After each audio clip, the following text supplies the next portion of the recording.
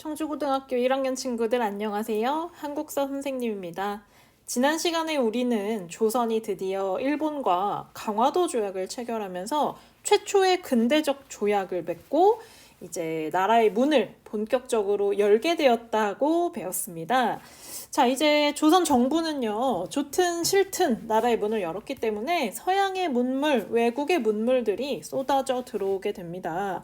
이제 이 과정에서 조선 정부는 우리도 서양의 문물, 근대 문물을 적극적으로 받아들이고 나라를 발전시키자는 개화 정책을 추진하게 되는데요.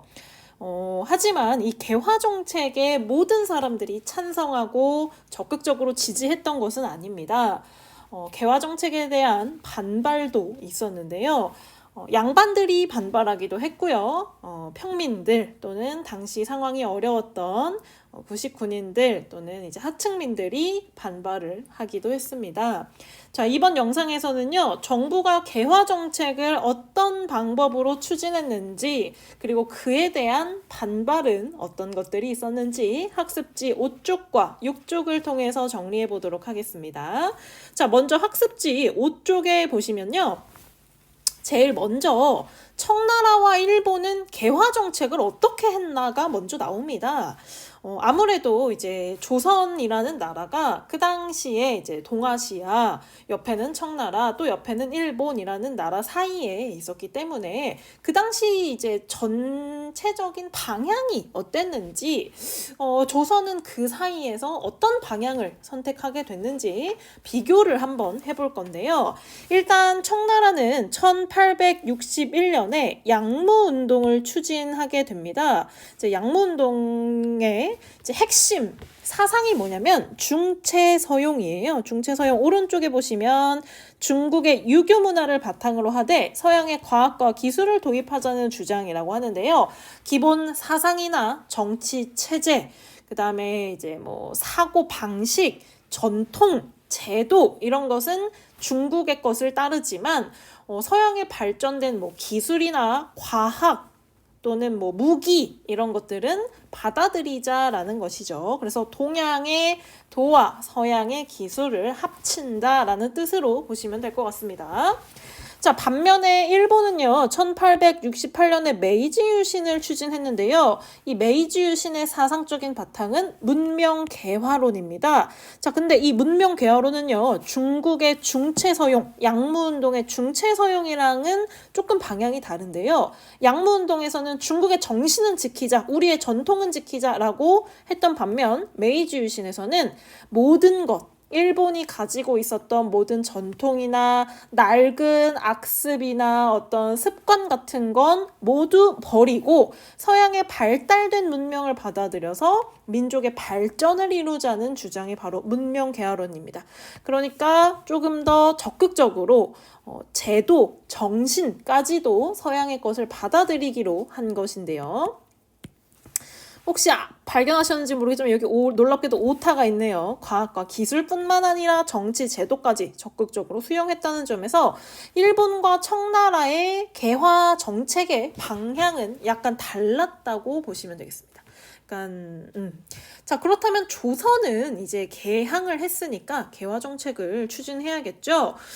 조선은 청나라의 방향을 따랐을까요? 일본의 방향을 따랐을까요? 한번 살펴보도록 하겠습니다.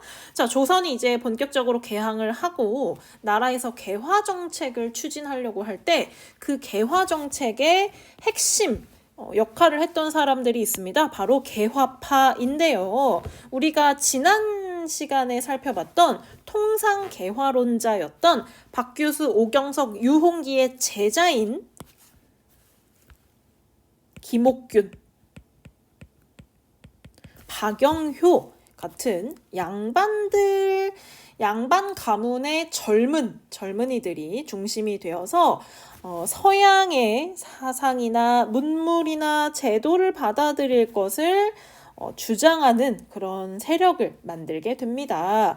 그리고 이들은요, 선생님이 지난 시간에도 잠깐 이야기했지만 이제 박규수가 자기 집에 김옥균이나 박영효, 서광보검 같은 자신의 제자들을 불러놔 놓고 자기가 직접 만든 지구본을 돌리면서 이렇게 말했다고 했죠. 오늘날의 중국이 어디 있냐? 가운데 있는 나라가 어디 있냐? 지구는 둥글기 때문에 이렇게 돌리면 여기가 중국이고 이렇게 돌리면 여기가 중국이다 라고 말하면서 기존에 우리가 가지고 있던 중국, 청나라 중심의 세계관에서 벗어나서 좀 더 폭넓은 세계로 나아갈 것을 주장한 거죠. 그래서 서양의 제도나 과학 기술을 수용해서 이제는 조선이나 국왕의 그런 국왕 중심의 그 국가가 아니라 국민 중심의 국가를 만들어야 된다. 좀 더 나아가자면 이제 약간 의회제도, 의회를 설립한다거나 국민의 이제 의견을 반영할 수 있는, 또는 한 걸음 더 나아가자면 이제 민주주의로 나아갈 것까지 생각을 할 수 있겠죠. 그런 주장을 하는 사람들이 서서히 등장하고 있었습니다. 그리고 이들이 정치계로 진출을 하면서 정부의 개화 정책을 적극적으로 추진을 하게 되는데요. 우선 정부에서는 1876년에 강화도 조약을 체결한 다음에 일본에 수신사를 파견합니다. 일본의 사신을 파견해서 이제 우리가 공식적으로 교류를 하게 되었으니까 사신들을 주고받으면서 서로 연락도 하고, 또 이제 일본이 우리보다 더 먼저 개항을 했으니까 어떻게 발전했는지 한번 가서 보자 하고 1차 수신사로 김홍집을 보내게 됩니다. 1차 수신사, 오류가 있네요. 1차 수신사 김기수를 보내게 됩니다. 김기수를 굉장히 당황했죠. 김기수를 보내게 되고요. 김기수가 직접 일본에 가서 이제 공식적으로 조선의 사신으로 왔습니다. 자, 일본 한번 구경해 봅시다 하고 이제 일본의 그런 발달된 상황들을 국왕에게 전해줍니다. 가보니까 굉장히 달랐다. 예전과 같지 않다. 우리가 알던 일본이 아니다. 이런 소식들을 또 전해주고요. 그 다음에 이제 옆나라였던 청나라에서 양무운동을 벌이면서, 양무운동의 이제 핵심 목표가 뭐냐면 서양식 기계와 공장을 들여서서 이제 물건을 본격적으로 생산하고 또 무기, 이제 서양식 군대를 만드는 것에 또 초점을 두게 되거든요. 그래서 그런 소식들이 또 들려오게 되면서 우리도 개화 정책을 추진해야겠다라고 정부도 마음을 먹게 된 거죠. 이 개화 정책의 추진을 담당하는 중심 기구로 통리기무아문을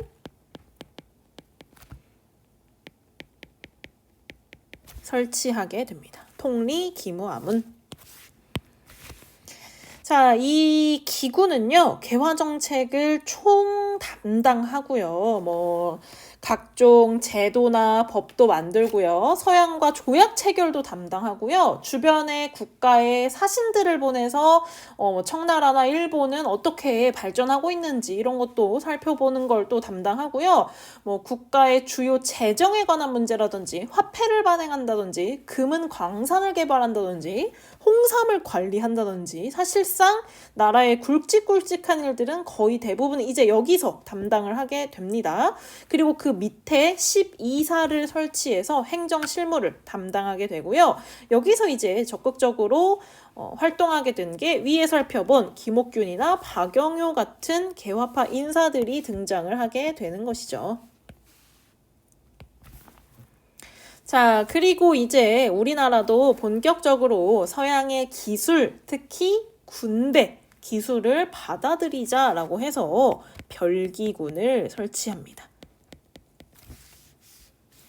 자, 이 별기군은요, 그냥 일반 부대가 아니라 군인 중에서도 장교를 기르는 군대입니다. 그래서 이제 기존 구식 군대에 비해서 급료, 월급이라든지 이제 군복이라든지 그리고 무기도 신식 무기를 사용하고요. 대우가 굉장히 좋아져요. 그리고 이 별기군을 훈련시키는 교관은 이제 신식 무기를 다뤄야 되니까 그 전에 이제 조선인들은 신식 무기를 다뤄본 경험이 많지 않잖아요. 그래서 일본인 교관을 초빙해서 이제 이 별기군을 훈련시켜 줄 것을 요청을 합니다. 그리고 이들이 사용하는 그 병영이라고 해서 이제 군 부대죠. 쉽게 말하면 이들이 훈련하고 머무는 군 부대는요. 당시 서울에 있었던 병영 중에서 가장 큰 규모의 병영을 또 사용했다고 해요. 그래서 대우가 굉장히 좋았던 것이죠. 그리고 이 별기군을 담당하는 최고 책임자는 민영익이라는 사람이었는데요. 명성황후 민씨의 친정 조카로 또 당시 정권의 핵심 인물이기도 했습니다. 자, 그런데 정부에서는요, 한정된 재정을 가지고 이렇게 새롭게 별기군이라는 신식 군대를 만들었으니까 기존에 있던 구식 군대, 당시 구식 군대가 어디였냐면 오군영이었는데요. 이 오군영을 축소하게 됩니다. 5개로 나눠졌던 부대를 이제 2개의 부대로 축소를 시키게 되고요. 당연히 여기에 소속돼 있던 많은 직업 군인들이 이제 실업을 하게 됩니다. 실직을 하게 됩니다. 왜냐면 이제 군대의 규모가 축소됐기 때문에 이전처럼 똑같은 부대를 운영할 수가 없어요. 그래서 이제 대부분 실업이 되고 이제 축소가 되었다. 그래서 5개의 부대가 2개로 줄어들고 이제 별기군 을 새로 만들었다. 자, 그러다 보니까 이 남아있는 구식 군대들은요, 별기군을 보면서 무슨 생각을 했을까요? 와, 쟤네는 저렇게 월급도 많이 빵빵하게 받고 옷도 완전 새 옷 입고 무기도 완전 새로운 거 완전 진짜 완전 신무기 막 서양에서 들여온 거 쓰는데 우리는 월급도 제대로 안 주고 막 완전 찬밥 취급하고 이렇게 불만이 점점점 쌓여가죠. 그것이 나중에 터지게 되는데요. 잠시 뒤에 이 구식군대의 불만으로 인해 발생한 사건 살펴보도록 하고요. 자, 밑으로 내려가 보시면 이제 우리도 본격적으로 나라의 문을 열었기 때문에 개화 정책을 추진할 때 다른 나라들은 어떻게 하고 있나 정말 궁금하잖아요. 그래서 일단 청나라에 영선사를 파견합니다. 유학생도 보내고요. 기술자를 보내서 청나라의 무기 제조 방법이나 다시 쓸게요. 청나라의 무기 제조 기술을 배워오게 하고요. 군사훈련법도 배워오게 해서 귀국한 다음에 여기 영선사로 갔던 사람들을 중심으로 기기창을 설립합니다. 이제 기기창은 서양식 무기를 제조하는 공장이라고 보시면 될 것 같아요. 자, 그리고 이제 일본에는 수신사, 1차 수신사로 김기수를 파견했고요. 2차 수신사로 김홍집을 파견했는데요. 이 김홍집이 이 2차 수신사로 갔다가 뭘 가져오냐? 조선책략이라는 책 가져오잖아요. 앞에서 살펴봤죠. 조미수호통상조약을 체결하는데 큰 역할을 했던 조선책략을 이제 2차 수신사로 가서 갖고 오고요. 그 다음에 조사시찰단을 또 파견하게 됩니다. 일본은 또 어떤 식으로 발전을 하고 근대 문물을 하고 있는지 이런 것들을 파견하기 위해서 알아보기 위해서 정보를 습득하기 위해서 일본에 사신을 보내게 되죠. 자, 그런데 정부가 추진하는 이런 개화 정책에 불만을 가진 사람들이 등장하는데요. 우선 당시 보수적인 유생층들, 양반층들이 반발을 합니다. 이들이 반발한 것을 위정척사운동이라고 하는데요. 위정척사의 뜻이 무엇이냐? 위정, 바른 것을 지키고 척사, 사악한 것은 배척한다라는 뜻입니다. 여기서 말하는 이들이 생각하는 바른 것은 우리 조선의 전통, 우리 조선의 질서, 유교적인 전통과 질서를 말하는 것이죠. 그러니까 이전에 서양과 교류하기 전에 그 조선으로 돌아가자. 그때가 바른 것이었다. 그리고 반대로 천주교나 서양 문화는 배척해야 된다. 왜냐하면 이 천주교나 서양 문화는 이 보수적인 유생층들, 유교를 공부하는 사람들이 보기에는 전통을 무너뜨리는 일이거든요.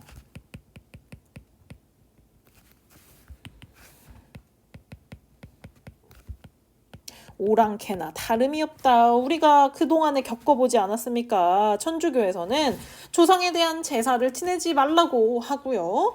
만민은 평등하다고 외칩니다. 양반들이 정말 깜짝 놀랐겠죠.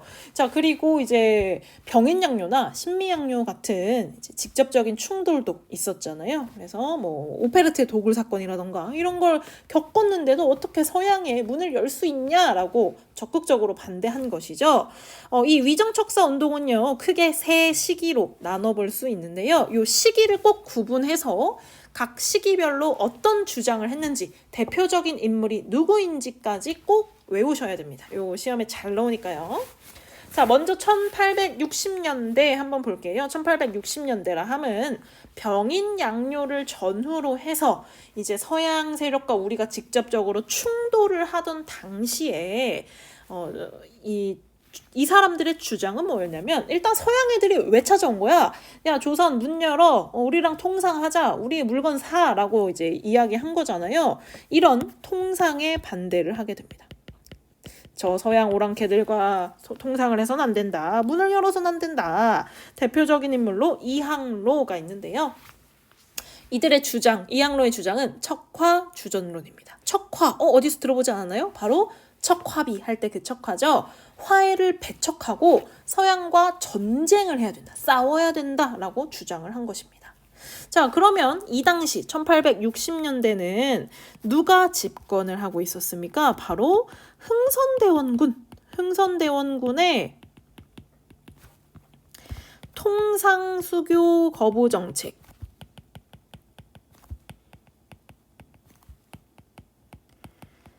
이항로 같은 사람들이 흥선대원군의 통상수교 거부 정책을 어떻게 생각했을까요? 잘하고 있다, 잘못하고 있다. 완전 잘하고 있다. 적극 지지합니다.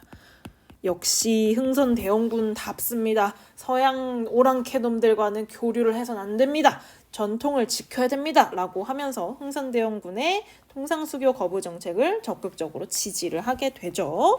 자, 하지만 흥선대원군이 물러난 이후에 1870년대가 되면요.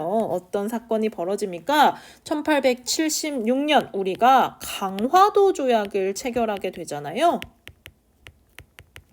그러면서 이 강화도 조약을 체결하기 전후에 이제 이 근대적인 조약을 체결할 당시에 이제 개항을 해서는 안 된다라고 주장을 하는 것이죠. 대표적인 인물로 최익현이 있습니다. 자, 최익현 선생님이 주장한 대표적인 내용은 무엇이냐? 외양일체론인데요. 그동안 이 위정척사 운동에서 주로 이제 서양에 대한 배척을 했잖아요. 하지만 지금은 일본이랑 조약을 체결하려고 하지 않습니까? 하지만 최익현 선생님의 주장은 뭐냐면, 일본이나 서양이나 어떤 놈들이다. 같은 놈들이다. 그러니까 저 일본 놈들이랑도 교류를 해서는 안 된다. 나라의 문을 열어서는 안 된다라고 주장을 하는 것이죠. 자, 그런데 재밌는 일이 있어요. 재밌는 일? 약간 이렇게 표현하면 좀 이상한가? 자, 이 최익현 선생님 굉장히 훌륭하신 분입니다. 대단하신 분입니다. 정말. 일단 최익현 선생님이 우리 역사에서 등장하는 결정적인 순간이 한 3번 정도 있거든요. 일단 첫 번째, 최익현 선생님은 흥선대원군의 하야를 주장하셨던 분입니다. 그래서 상소를 올려가지고 이제 그 정도 성인이 됐는데 언제까지 아버지가 대신 정치를 할 거냐라고 하면서 완전 직접적으로 물러갈 것을 주장을 하게 되죠. 그래서 이것 때문에 이제 잠시 또 이제 유배를 또 잠시 또 다녀왔고요. 유배가 끝나고 나서 다시 정치계로 돌아왔을 때 이제 국가에서 막 강화도 조약을 막 체결하려고 하니까 이 최익현 선생님이 또 어떤 일을 하셨냐면 지부복걸 척화의소를 올립니다. 지부복걸이 뭐냐면 도끼를 들고 궁궐 앞에 엎드려서 상소문을 올리는 겁니다. 그 상소의 내용이 뭐다? 척화, 개항해선 안 된다. 그러면 도끼는 왜 가져가냐?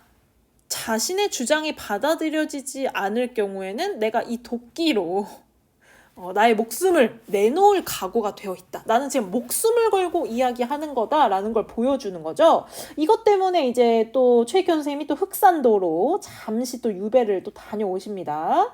자, 이제 이후에 또 다시 정치계로 그 복귀한 이후에는요, 어떤 일이 또 결정적으로 있냐면 세 번째, 1905년 우리가 일본에게 강제로 을사늑약을 체결당하게 됩니다. 우리 대한제국의 외교권을 일본이 빼앗아간 부당한 조약이죠. 이 을사늑약 체결에 반발해서 을사의병을 일으키십니다. 을사의병을 일으켜서 이제 일본에게 적극적으로 맞서시게 되는데요. 이때 이제 일본군에게 붙잡혀서 그 대마도로 유배를 가게 되십니다. 근데 대마도는 지금도 그렇고 그 당시에도 이제 일본의 땅이잖아요. 그래서 이제 일본의 감시하에 놓이시게 되는데, 이제 일본이 우리나라를 지금 빼앗아 가려고 하는 상황에 반발하셨다가 유배를 간 상황이기 때문에 그 일본인이 주는 그 밥을 난 먹지 않겠다라고 하면서 단식을 하셨다고 해요. 그래서 단식을 하시다가 돌아가실 정도로 굉장히 어떤 의지가 대단하시죠. 그분이 하신 이런 행적들을 보면 정말 이제 국가를 걱정하고 나라를 지킬 수 있는 방법이 뭘까? 이제 본인이 생각하기에 옳은 길이 뭘까를 치열하게 고민하고 또 행동하신 분이라고 볼 수 있을 것 같아요. 요 세 가지 잘 기억해 두시고요. 자, 이렇게 최익현 선생님이 도끼를 들고 가서 적극적으로 반대했지만 개항을 하게 됩니다. 자, 그리고 1880년대가 되면 개화 정책을 추진하게 되죠. 아까 잠깐 봤지만 통리기무아문을 이제 설치한다든지, 그리고 1882년에는 미국이랑 조약을 체결하게 되잖아요. 이러한 개화 정책에 반대해서 이만손 선생님을 중심으로 영남 유생들, 영남에서 유학을 공부하는 양반들이 10,000명이 모여서 단체로 상소문을 올리게 됩니다. 영남 만인소라고 하는 것이죠. 개화에 반대한 사건인데요. 이러한 상황에서 정부에서는 이제 이러한 반발이 좀 부담스러웠나 봐요. 그래서 그 1881년에 조사시찰단을 보낼 때 조사시찰단이 이제 공식적으로 일본에 가는 사신이지만 겉으로는 암행어사인 것처럼 해서 약간 숨겨서 보내기도 했다고 합니다. 자, 이들 위정척사 운동은요, 우리 조선의 자주성을 지키고 외세, 일본이나 서양 같은 외세에 반대하고 그들이 가지고 있는 침략성, 결국 그들이 조선의 문을 계속 열고자 하는 것은 조선 조우라고 하는 게 아니라 자신들의 이익을 얻기 위해 찾아오는 거잖아요. 이런 것들을 좀 더 먼저 간파했다고 볼 수 있겠죠. 그리고 이제 1890년대 이후로는 항일 의병으로 계승이 되었다. 1890년대가 되면 이제 일본이 본격적으로 우리나라를 식민지로 만들려고 하는 그런 움직임에 이 위정척사 운동을 계승한 양반들이 중심이 되어서 의병을 또 만들기 시작합니다. 근데 또 어떻게 보면 그 정부 입장에서는 개화 정책을 추진하는데 걸림돌이라고 생각을 또 한 것도 있는 것 같아요. 자, 지금 우리가 보고 있는 내용은요, 정부가 개화 정책을 어떻게 추진했는지, 그리고 그 개화 정책에 대한 반발 살펴보고 있는데요. 먼저 양반들의 반발을 살펴봤다면, 이제 두 번째로 민중들, 일반 백성들은 개화 정책에 어떤 입장이었는지 한번 살펴보도록 하겠습니다. 바로 1882년에 일어난 이모군란입니다. 이모군란이 일어난 배경을 한번 살펴볼게요. 이모군란은요, 1876년에 우리가 강화도 조약을 체결한 이후에 일본의 상품들이 쏟아져 들어오기 시작합니다. 그런데 우리는 그것을 적극적으로 방어하고 자주적으로 무역을 했다기보다는 일방적으로 좀 당하는 측면들이 있었는데요. 예를 들면 강화도 조약에서는 관세 조항이 없습니다. 그래서 우리 조선의 상업을 보호해 줄 수 있는 장치가 없었고요. 그리고 그 뒤를 이어서 체결했던 무역 규칙에 보면 곡식의 무제한 유출 기억나시죠? 일본 상인들이 조선에서 쌀을 사가는데 그 양의 제한이 없습니다. 당시 일본은요, 이제 본격적으로 공업화를 추진하는 단계에서 이제 기존에 논농사를 짓거나 밭농사를 짓던 땅에 건물을, 공장을 세우기 시작합니다. 그러다 보니까 쌀 생산량이 점점 줄어들게 되는데요. 이 부족한 쌀을 조선에서 사서 공급하려고 식량을 많이 사가게 됩니다. 자, 그러면 조선에서 쌀이 일본으로 많이 팔리게 되면 조선 사람들은 뭘 먹고 살죠? 쌀값이 폭등하게 됩니다. 그러면서 가난한 백성들이 직접적으로 타격을 받게 되는데요. 가난한 사람들이 이제 쌀을 도시에 사는 사람들, 사실 우리도 오늘날 우리 도시에 사는 우리도 쌀을 직접 농사 짓는 게 아니라 다 사 먹잖아요. 시장에 나가서. 마트에 가서 장을 보잖아요. 그래서 물가가 오르면 우리 같은 서민들 그 시장 물가가 오르면 굉장히 타격을 입습니다. 거기다가 이것의 원인이 일본과 개항을 했기 때문에 개화 정책 때문이다 라고 생각을 하면서 반일 감정이 고조되게 됩니다. 거기에 결정적인 불씨로 작용했던 게 앞에서 설명했던 구식군인에 대한 차별대우. 별기군을 창설하면서 이 신식군대인 별기군은 굉장히 대우가 좋다고 했어요. 월급도 좋고 뭐 옷이나 무기도 완전 세련되고. 근데 이제 구식군인들은 일단 5군형에서 2형으로 축소되면서 실업한 사람들이, 실직한 사람들이 많고, 또 그 당시 13개월 동안 무려 1년하고도 1개월 동안이나 구식군인에 대한 월급 지급이 미뤄지고 있었습니다. 그런데 여러분 생각해 보세요. 이 당시 군인들은요, 직업군인들은요, 정말 그게 직업이에요. 월급이 나오지 않으면 생활하기가 안 되는 거잖아요. 사실 선생님도 지금 월급을 받는 노동자의 입장으로서 한 달이라도 월급이 안 나오면 굉장히 뭐 당장은 굶어 죽지 않겠지만 굉장히 빠듯하게 살아야 되는 그런 위기가 생기는 거죠. 그런데 그게 한 달도 아니고 무려 1년, 거기다가 1개월이나 더 밀린 상태입니다. 그리고 이제 구식군인들이 당시에 그 세금을 담당하고 이제 그런 월급을 나눠주는 기관이었던 선해청에 불만을 많이 가지고 있었어요. 근데 또 그 선해청 담당자가 누구냐면 그 민겸호라고 하는, 민겸호 하니까 민씨잖아요. 민씨면 또 어느 집안 사람입니까? 명성황후 집안 사람입니다. 이 명성황후에 대한 불만도 굉장히 많았는데요. 당시 사람들은, 왜냐면 이 명성황후 고종의 부인입니다. 왕의 부인이라는 존재는 굉장히 큰 권력을 가지고 있어요. 그리고 그 왕의 부인의 집안 역시 또 큰 권력을 가지게 되잖아요. 그러면서 이제 백성들이 보기에 지금 나라 일 하는 사람들이 대부분 당시 민씨 집안 사람들이 정권을 다 장악하고 있었어요. 그런 와중에 그 정권에서 강화도 조약을 체결해서 일본 놈들이 다 쌀 상하게 만들고, 또 그 정권을 그 장악한 놈들이 내 월급을 안 주고 있는 상황이잖아요. 불만이 굉장히 많았겠죠.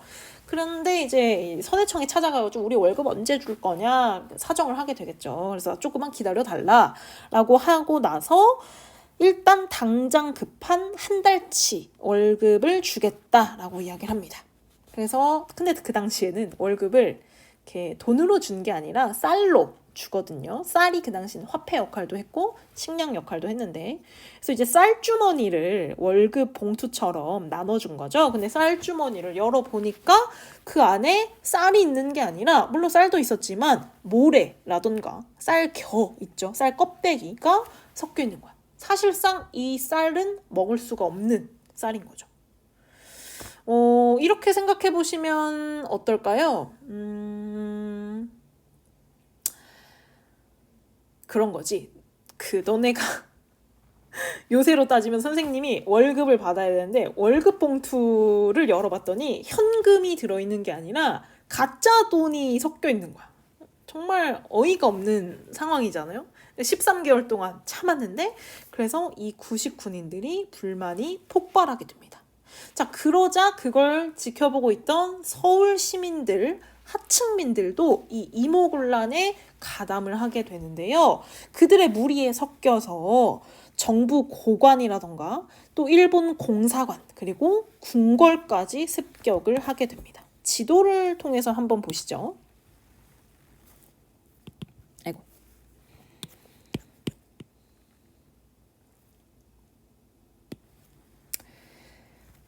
요 지도를 한번 보시면 이게 이제 이모군란 당시에 군인들의 이동 한번 볼게요. 빨간색 그냥 화살표 보세요. 점선 화살표 말고 여기 동벼령이 집결지입니다. 이제 99인들이 모인 장소고요. 여기 하도감이 별기군 훈련장이에요. 여기에 가서도 공격을 하고요. 이제 일본인 교관 죽이러 가죠. 그리고 어디를 또 가냐면 우리의 원수 일본 공사관을 또 공격을 합니다. 그리고 당시 선해청의 담당자였던 민겸호 집을 또 가고요. 또 의금부도 가고요. 또 이튿날이 되면 다음 날이 되면 빨간색 점선을 보세요. 창덕궁으로 갑니다. 창덕궁으로 왜 가냐고요? 창덕궁에 누가 있냐? 이 민씨의 우두머리 명성황후가 있잖아요. 그래서 창덕궁을 공격하게 됩니다. 그래서 이제 명성황후를 잡아라 하면서 궁궐에 침입을 하게 되고요. 명성황후는 당시에 이제 궁녀로 뭐라고 해야 돼? 변장을 해서 몰래 탈출을 하고 충주까지 피신을 하게 됩니다. 자, 그리고 이제 운영궁으로도 가는데요. 운영궁이 어디냐? 당시 흥선대원군이 살고 있던 곳입니다. 이 이모군란을 일으킨 사람들은요. 우리는 고종 필요 없다. 흥선대원군이 다시 돌아와 달라라고 요구를 하게 됩니다. 그래서 흥선대원군이 이들을 진정시키기 위해서 일시 집권을 하게 됩니다. 그래서 개화 정책을 일시 정지시키는데요. 통리 기무아문이나 별기군 폐지하고요. 이영으로 축소됐던 오군영을 다시 부활시키고 이 이모군란을 진정시킵니다. 그러면서 다시 아들에게 자리를 넘겨주고 물러났던 흥선대원군이 권력을 장악할 것으로 보이자 충주로 피신 갔던 명성황후가 누구에게 도움을 요청하냐면 청나라에게 도움을 요청합니다. 왜냐하면 지금 이 흥선대원군에게 권력이 또 넘어가 버리면 정치는 권력 싸움이거든요. 그래서 그것을 빼앗기지 않기 위해 청나라 군대에게 출동을 요청합니다. 그래서 청나라 군인들이 이모군란을 일으켰던 군인들을 진압하고요. 그 우두머리가 된 흥선대원군을 청나라로 납치하게 됩니다. 무려 3년이나 청나라에 머물다가 1885년이 돼서야 흥선대원군은 조선으로 돌아오게 됩니다. 자, 이모군란은 이렇게 끝나게 됩니다. 이모군란이 가지는 의미를 보면 그 당시 백성들, 일반 백성들은 이 개화 정책에 대해서 긍정적인 인식을 가지고 있었던 것 같진 않아요. 긍정적인 인식을 가지려면 이 개화 정책이 본인들에게 자신의 삶에 실질적인 도움이 되었어야 할 텐데 여기 보시면 쌀값이 폭등하고 생활고가 심해지고 오히려 그로 인해서 반일 감정만 더 일어난 걸 보면 개화 정책에 대한 불만이 폭발한 것으로 보입니다. 자, 이 이모군란의 결과를 보면 이제 조선은 2가지 조약을 체결하게 되는데요. 이 2가지 조약이 또 조선에 큰 영향을 미치게 됩니다. 하나는 일본과 맺은 제물포 조약입니다. 일본은 이모군란에서 어떤 피해를 봤죠? 일본 공사관이 불타게 되고요. 별기군의 그 훈련을 받던 그 교관이 살해를 당합니다. 그러면서 이제 일본이 조선에게 요구를 하는 거죠. 우리가 너네 때문에 공사관 불타고 사람 죽었다. 이에 대한 배상금 지불해라. 그리고 또 이런 일이 일어날 수도 있으니 공사관에 경비병을 주둔시키겠다. 일본 군대가 조선에 들어오게 됩니다. 이것이 또 중요하죠. 자, 그리고요. 조선은 또 청나라와 조약을 맺게 되는데요. 이 이모군란을 진압하는 데 큰 도움을 준 청나라에게 이제 감사의 표시를 또 해야겠죠. 청나라가 역시 조선에 군대를 주둔시킵니다. 청나라 군대와 조선 군대가 모두 이모군란 때문에 들어오게 되는 청나라 군대와 일본 군대가 조선에 둘 다 들어오게 되는 거죠. 그리고 아주 중요한 조약을 체결하게 되는데요. 이름도 깁니다. 조청, 상민, 수륙, 무역, 장정을 체결하게 됩니다. 이 조청, 상민, 수륙, 무역, 장정의 내용을 한번 볼게요. 조청, 상민, 수륙, 무역, 장정의 내용을 보시면 그 내용이 굉장히 기가 막힙니다. 이 장정은 청이 속국을 우대하는 뜻에서 상정한 것이고 각 대등 국가 간 일체 동등한 혜택을 받는 예와는 다르다고 처음부터 못 받고 있습니다. 여기서 말하는 속국은 조선을 뜻하는데요. 속국이 무슨 뜻이냐면 청나라에 속해 있는, 청나라의 명령에 따르는, 한마디로 부하 같은 나라라는 겁니다. 그러니까 조선이 그동안 일본이랑 맺은 조약이나 뭐 미국이랑 맺은 조약처럼 동등한 선에서 맺은 게 아니라 청나라가 위에 있고 조선이 그 신하라는 것을 딱 처음부터 밝히고 있는 것입니다. 그래서 제1조에 보시면 청의 북양대신과 조선의 국왕은 대등한 지위를 가진다라고 되어 있는데요. 북양대신 당시 이제 위안스카이죠. 그 황제의 청나라 황제의 신하와 조선의 국왕이 동등한 지위라는 것입니다. 그러니까 쉽게 말하면 조선 역시 청나라의 신하다. 너네는 우리의 지배에서 벗어날 수 없어 라고 말을 하고 있고요. 그 다음에 2조 보시면 조선의 개항장에서 청의 상무위원이 청상인에 대한 재판권을 행사한다. 이거 뭐냐? 치해법권. 영사재판권을 이야기하고 있는 겁니다. 대표적인 불평등 조약의 또 내용이죠. 그리고 이 조청, 상민, 수륙, 무역, 장정의 또 하나 핵심 내용은 뭐냐면 청나라 상인이 서울의 양화진에서 뭐라 할까 상점을 개설할 수가 있습니다. 서울에 상점을 개설할 수가 있어. 청나라 상인이. 이전까지는요. 외국 상인들은 청나라 상인을 포함해서 뭐 일본 상인, 미국 상인들은요. 전부 다 개항장 내에서만 뭐 인천이면 인천, 부산이면 부산 그 안에서만 장사를 할 수 있었거든요. 그런데 청나라 상인들은 엄청난 특혜를 받는 겁니다. 서울까지 직접 와서 서울의 청나라 상인들이 직접 그 가게를 차릴 수 있는 거죠. 엄청난 혜택. 물건이 당연히 서울에 사람들이 더 많이 살잖아요. 그 서울 사람들이 인천까지 가서 물건을 사지 않고 이제 서울에서도 청나라 물건을 살 수가 있는 겁니다. 자, 그리고 이제 이 조선의 정치에 간섭하기 위해서 고문을 파견하는데요. 정치에 이제 조언을 해주는 역할을 하게 되는 건데 내정 고문으로는 마건상을, 외교 고문으로는 멜렌도르프, 독일인입니다. 마건상은요, 청나라 사람입니다. 청나라 사람을 내정 고문으로 파견해서 이제 너네 정치에 직접 개입하겠다. 이제 나의 명령을 잘 따라라. 내 조언을 따라라라고 이제 보내는 거죠. 신하를 통해서 대신 간섭을 하겠다는 것입니다.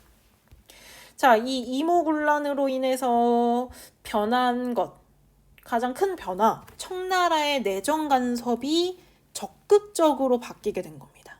자, 잘 보면요. 청나라는요. 그동안 조선에 대해서 좀 별 걱정이 없었어요. 조선이 워낙 청나라에게 이제 잘하기도 했고 이제 그 조공과 책봉 관계가 워낙 튼튼했고 뭐 청나라가 그 당시 세상의 중심이었고 이랬는데 서양 애들이 찾아와서 청나라의 자존심도 무너지고요.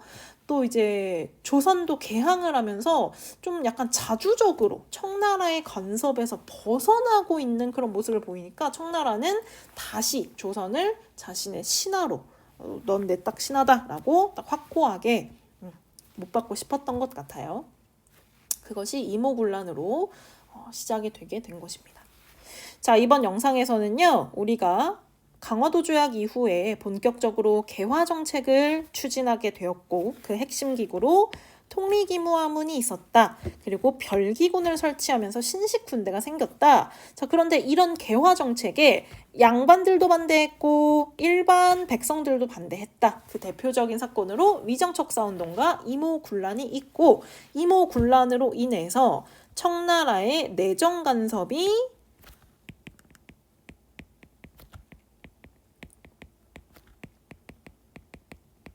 시작되었다라고 기억하시면 됩니다. 자, 청나라의 내정 간섭이 시작된 이런 상황에서 벗어나고자 하는 사람들이 있었는데요. 이와 관련된 내용은 다음 영상에서 살펴보도록 하겠습니다. 고생하셨습니다.